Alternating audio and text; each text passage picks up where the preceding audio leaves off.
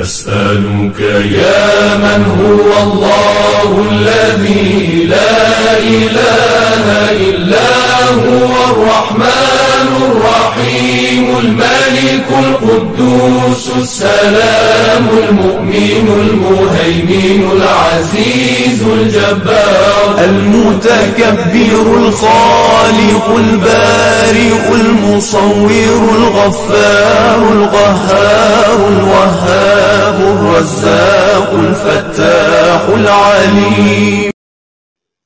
إن الحمد لله نحمده ونستعينه ونستغفره ونعوذ بك من شرور أنفسنا ومن سيئات أعمالنا. من يهده الله فلا مضل له ومن يضلل فلا هادي له وأشهد أن لا إله إلا الله وحده لا شريك له وأشهد أن محمدا عبده ورسوله. الاسماء الحسنہ کے خوبصورت سفر میں ہم اللہ پاک کو جاننے اور پہچاننے کا سفر طے کر رہے ہیں، اور ہمارے اس سفر میں اللہ پاک سے محبت اور اللہ پاک پر یقین اور بڑھتا جا رہا ہے الحمدللہ۔ اس یقین کو آج ہم ایک اور خوبصورت اللہ پاک کے نام سے بڑھائیں گے، اور وہ ہے الرزاق۔ غور کیجئے گا کہ الرزاق اس لفظ کے اندر ہماری ساری زندگی چھپی ہوئی ہے۔ جی ہاں، اللہ پاک کی ذات الرزاق ہے، اور اس لفظ میں ہمیں رزق لفظ نظر آتا ہے، کیونکہ اس کے روٹ ورڈز را، زا اور قوف ہیں۔ قرآن پاک میں الرزاق کا لفظ ایک ہی بار آیا ہے، اور وہ بھی سورہ ذاریات آیت مبارکہ نمبر 58 میں فرمایا ان اللہ هو الرزاق ذو القوۃ المتین، کہ بے شک اللہ ہی بڑا روزی دینے والا ہے، زبردست اور طاقتور ہے۔ ہمارے کلچر میں عموماً رزق بس کھانے پینے کی چیزوں کو ہی سمجھا جاتا ہے، لیکن آج ہم انشاءاللہ جانیں گے کہ رزق اصل میں کیا ہوتا ہے اور الرزاق کسے کہتے ہیں۔ سب سے پہلے تو ہمیں یہ پتہ ہونا چاہیے کہ رزق کسے کہتے ہیں۔ دنیا کی ہر نعمت رزق ہے، ہر وہ چیز جو انسان کو فائدہ دیتی ہے، یعنی خوراک، لباس، گھر سواری، اولاد وغیرہ، انسان کی ضرورت کی ہر چیز، کائنات کی ہر مخلوق کی ہر ضرورت، ان سب کے لیے لفظ رزق آتا ہے۔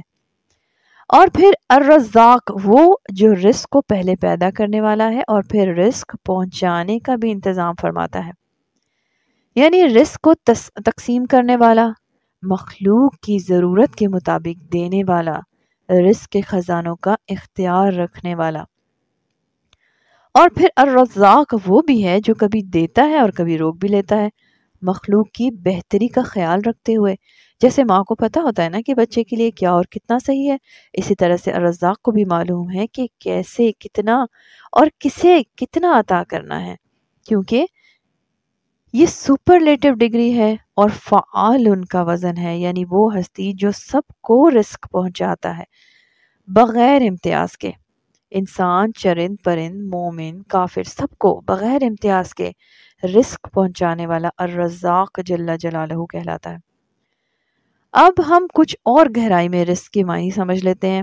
دیکھیے، انسان کے لیے اللہ پاک کے پاس دو طرح کا رزق ہے، رزق عام اور رزق خاص۔ اب رزق عام کیا ہوتا ہے؟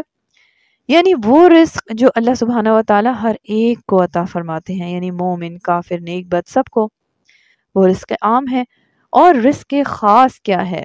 یعنی وہ رزق جو دلوں کا توشہ ہے، خاص ایمان والوں کو ملتا ہے، دلوں کی غذا ہے، جو علم اور ایمان سے حاصل ہوتا ہے۔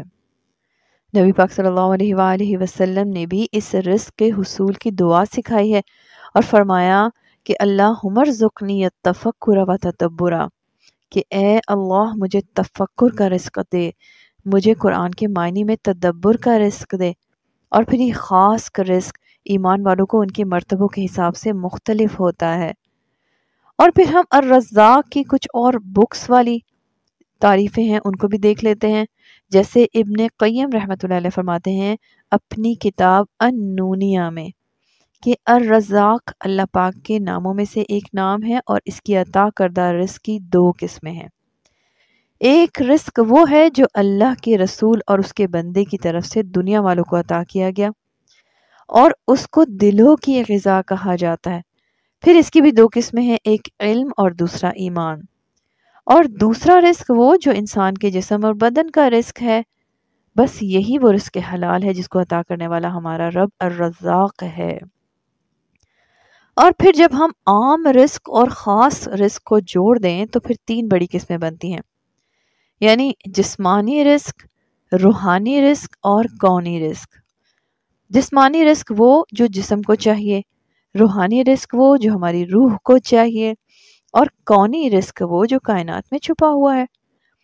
جسمانی رزق میں سب سے پہلے بات ہے غذا، انسان اور تمام مخلوقات کو غذا دینے والا اور پھر اس کائنات میں رہنے کا انتظام کرنے والا، آپ کے میرے جسم کی ضروریات یعنی سردی گرمی سے بچانے والا اور سارے خطروں سے بچانے والا، وہ الرزاق جل جلالہ ہی ہے۔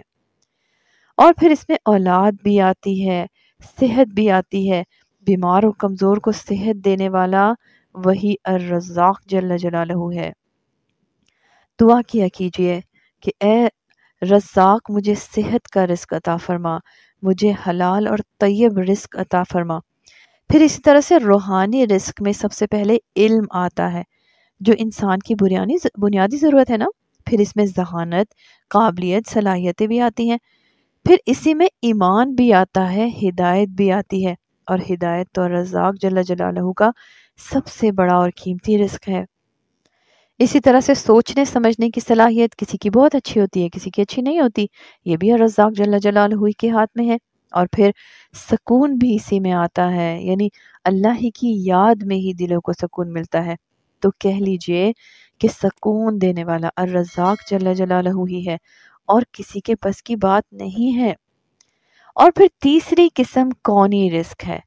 کونی کائنات سے، یونیورس جو آپ کو اپنے ارد گرد دکھتا ہے نا، اس میں کیا آتا ہے؟ مثلاً بارش، دھوپ، ہوا، کتنی بارش برسنی ہے، کتنی دھوپ پڑنی ہے، کتنی ہوا چلے گی، پانی سب سے قیمتی رزق ہے۔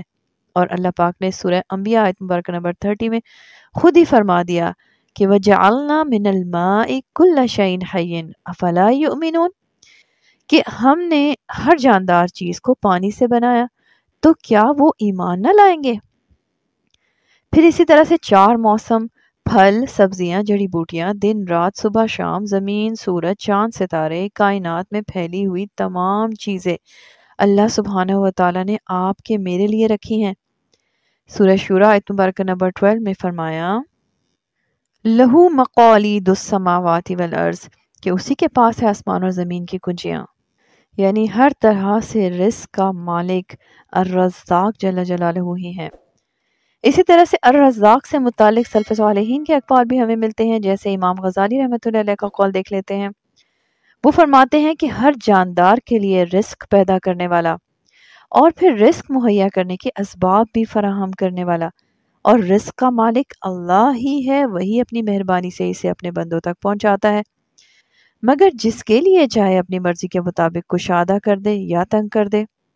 جیسے قرآن پاک کی سورہ عنکبوت آیت مبارکہ نمبر 62 میں بھی آتا ہے نا کہ اللہ یبسط الرزق لمن یشاء من عبادہ ویقدر لہ ان اللہ علی بکل شیء علیم، کہ اللہ اپنے بندوں میں سے جس کے لیے چاہتا ہے رزق کو وسیع کر دیتا ہے اور جس کے لیے چاہتا ہے تنگ کر دیتا ہے، بے شک اللہ سب کچھ جاننے والا ہے۔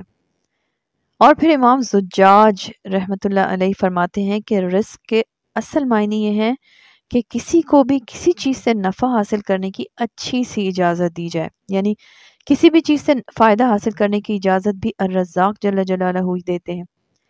پھر لفظ رازق بھی ہوتا ہے اور لفظ رزاق بھی ہوتا ہے، تو فرق اس میں یہ ہے کہ رزاق وہ ہوتا ہے جو کبھی دیتا ہے اور کبھی روک بھی لیتا ہے، مخلوق کے نفع کا خیال رکھ کر، اور تمام مخلوق کو رزق پہنچانے کی ذمہ داری بھی لے رکھی ہے۔ اور رازق وہ ہوتا ہے جو بس دینے والا ہوتا ہے۔ اللہ پاک نے قرآن پاک میں جہاں بھی اپنا تعارف رزق دینے والے سے کروایا تو رازق نہیں کہا بلکہ الرزاق کہا ہے، اور الرزاق نے رزق دینے کا وعدہ سب سے کیا ہوا ہے۔ جیسے سورہ ہود کی آیت مبارکہ نمبر 6 دیکھ لیجئے، فرمایا وَمَا مِن دَابَّةٍ فِي الْأَرْضِ إِلَّا عَلَى اللَّهِ رِزْقُهَا وَيَعْلَمُ مُسْتَقَرَّهَا وَمُسْتَوْدَعَهَا كُلٌّ فِي كِتَابٍ مُبِينٍ۔ اور زمین پر چلنے والا کوئی جاندار ایسا نہیں جس کا رزق اللہ کے ذمہ نہ ہو، وہ ہر ایک کے عارضی اور مستقل ٹھکانے کو جانتا ہے، سب کچھ کتاب مبین میں موجود ہے۔ الرزاق جل جلالہ تو وہ ہے جو مچھلیوں کو پانی میں، چیونٹیوں کو اپنے بلوں میں خوش اور مطمئن رکھ کر رزق دیتا ہے، اور پرندے جو خالی پیٹ اپنے گھونسلوں سے رزق کی تلاش میں نکلتے ہیں، وہ الرزاق ہی ہے جو شام کو انہیں بھرے پیٹ لوٹاتا ہے۔ یہ پرندوں کا اپنے رازق پر مکمل یقین ہے۔ اللہ پاک نے سورہ طلاق آیت مبارکہ نمبر 2 اور 3 میں فرمایا کہ من کان یؤمن باللہ والیوم الآخر ومن یتق اللہ یجعل لہ مخرجا ویرزقہ من حیث لا یحتسب۔ فرمایا کہ جو اللہ اور روز قیامت پر ایمان لائے اور جو اللہ سے ڈر جائے، یعنی تقوی اختیار کر لے، تو پھر اللہ پاک اس کے لیے ہر مشکل سے نکلنے کا راستہ نکال دیتے ہیں، اور اسے ایسی جگہ سے رزق عطا فرماتے ہیں جہاں سے اسے گمان بھی نہیں ہوتا۔ اور پھر آگے فرمایا وَمَن يَتَوَكَّلْ عَلَى اللَّهِ فَهُوَ حَسْبُهُ، اور جس نے اللہ پر توکل کر لیا، یعنی مکمل بھروسہ کر لیا، پھر اللہ ہی اس کے لیے ہر معاملے کو سدھارنے کے لیے کافی ہو جائیں گے۔ یہاں اللہ پاک پر مکمل بھروسہ، توکل کی بات ہو رہی ہے۔ اور پھر رزق حلال کمانے والا تاجر قیامت کے دن انبیاء، شہداء اور صدیقین کے ساتھ ہوگا۔ اس کا ذکر ہمیں سنن ترمذی حدیث مبارکہ نمبر 1209 میں ملتا ہے۔ اسی طرح سے پھر سورہ عنکبوت آیت مبارکہ نمبر 60 میں فرمایا وَكَأَيٍّ مِّن دَابَّةٍ لَا تَحْمِلُ رِزْقَهَا اللَّهُ يَرْزُقُهَا وَإِيَّاكُمْ وَهُوَ السَّمِيعُ الْعَلِيمُ۔ اور زمین پر کتنے ہی چلنے والے ہیں جو اپنی روزی ساتھ اٹھائے نہیں پھرتے، بلکہ اللہ ہی انہیں اور تمہیں رزق دیتا ہے، اور وہی سننے والا اور جاننے والا ہے۔ اور یہ بات بھی ہمیں یاد رکھنی ہے کہ ہر ایک کا رزق مقرر ہے۔